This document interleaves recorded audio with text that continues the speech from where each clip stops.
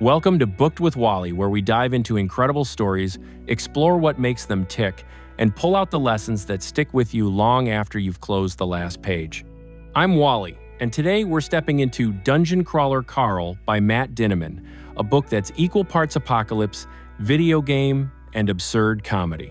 The book wastes no time. Within the first few pages, the world ends literally. Skyscrapers crumble, the ground opens up, and what's left of humanity is dumped into a massive underground labyrinth. It's chaos, and no one knows why. Carl, an average guy with a dry sense of humor, wakes up to find his apartment collapsing. He rescues his ex-girlfriend's cat, a pampered, purebred diva named Donut, and in doing so, unknowingly saves his future partner in survival. The pair quickly realize something horrifying. This isn't just an apocalypse, it's a broadcast. They're contestants in a galactic reality show, and the audience made up of aliens across the universe is watching humanity fight, die, and adapt for entertainment. That early twist sets the tone for everything that follows. It's not just survival, it's survival as spectacle. The dungeon comes with menus, stats, quests, and achievements like a video game made real. And if you think that sounds ridiculous, it is, but it's also brilliant because it captures how modern life already gamifies suffering and competition. From the start, I loved how Carl uses sarcasm as both shield and sword. It's not just humor, it's defiance. When the world turns into a joke, sometimes laughing at it is the only power left. Once the initial shock fades, Carl and Donut start exploring. They learn how the crawl works, monsters roam each level, supplies are scarce, and the deeper you go, the harder it gets. Every kill earns coins and experience points, which can be spent on upgrades. Donut discovers she can cast spells. Though her priorities like summoning fish for dinner are questionable, Carl is the straight man to her royal theatrics, constantly rolling his eyes but secretly depending on her. Their relationship is one of the best parts of the story. Donut's arrogance provides comic relief, but her loyalty and unexpected bravery make her feel real. She's not just a joke, she's growth wrapped in fur. As the duo moves through the dungeon's first levels, they meet other survivors, some kind, some cruel. And here's where the book starts to hit deeper notes. The dungeon doesn't just test skill, it tests character.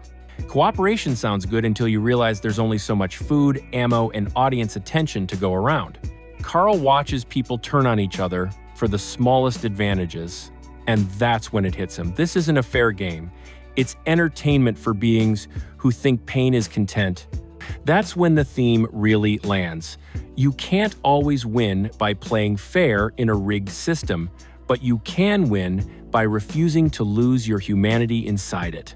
After a few brutal encounters, goblins, traps, and mutated creatures that feel like nightmares drawn by a bored programmer, Carl and Donut reach their first real challenge, the floor boss.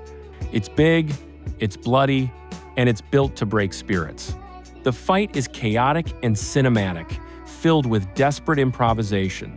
Carl uses clever thinking instead of brute force, turning traps against the monster. Donut somehow manages to help, mostly by yelling spells with the confidence of a cat who's never been wrong in her life. When they win, it doesn't feel triumphant. They're exhausted, covered in grime, and painfully aware that this is only level 1. What makes this scene work isn't just the action, it's the emotion afterward.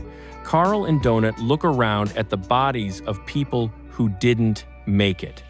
They realize they've survived something that wasn't designed for humans to win, and that victory comes with guilt. That moment sticks with me because it's honest. In real life, progress often feels that way, too relief mixed with loss, success built on exhaustion. As Carl continues downward, the world opens up. He starts learning more about the galactic spectators who run the dungeon. There are commentators analyzing his every move, sponsors betting on outcomes, and producers altering the environment for higher ratings. He's not just fighting monsters, he's part of a show that rewards cruelty. It's disturbingly believable when you think about our own obsession with reality TV, viral videos, and social media drama. The dungeon's logic feels like an exaggerated version of that, a world where empathy doesn't trend and authenticity is punished unless it's entertaining. But Carl doesn't give in. He plays the game, but on his terms. He uses the camera to his advantage, mocking the system with wit and self-awareness. He learns that awareness itself can be a weapon, that the first step to freedom is understanding who's pulling the strings. That part of the story made me pause. We all live inside systems that manipulate our attention, just less violently. Carl's resistance, his choice to stay self-aware, is what makes him heroic. The deeper levels push both Carl and Donut to their limits. They face stronger enemies, harsher environments, and moral choices that blur the line between survival and cruelty. They lose friends along the way, some to monsters, others to betrayal. Every victory comes with a cost, yet the bond between man and cat only grows stronger. Donut's diva act starts to fade, revealing courage and empathy underneath. Carl, meanwhile, transforms from an average guy into a reluctant leader, someone who refuses to let the game decide who he is. He learns to balance pragmatism with compassion, and humor becomes his rebellion. There's a quiet beauty in how the book handles their growth. Amid all the chaos and blood, it keeps coming back to a simple truth. Surviving isn't just about staying alive. It's about staying yourself. The finale brings everything together in a huge showdown. Carl and Donut face a monster that seems unbeatable, a creature designed purely for spectacle. But through wit, trust, and a lot of stubbornness, they pull it off. When they finally clear the floor, there's no parade, no applause, just exhaustion and a faint sense of pride. The camera pans out, metaphorically speaking, and you realize the story's barely begun. They've only survived level 1 of an endless nightmare. And that's what makes this ending perfect. It's not closure, it's preparation. Carl's story reminds us that resilience isn't a finish line. It's a decision you keep making over and over again, no matter how absurd the world becomes. Dungeon Crawler Carl works because it balances chaos with heart. It's filled with jokes, violence, and gaming references, but underneath, it's a satire about entertainment, culture, survival, and what it means to stay human when the world wants a show instead. It's funny, surprisingly emotional, and genuinely original.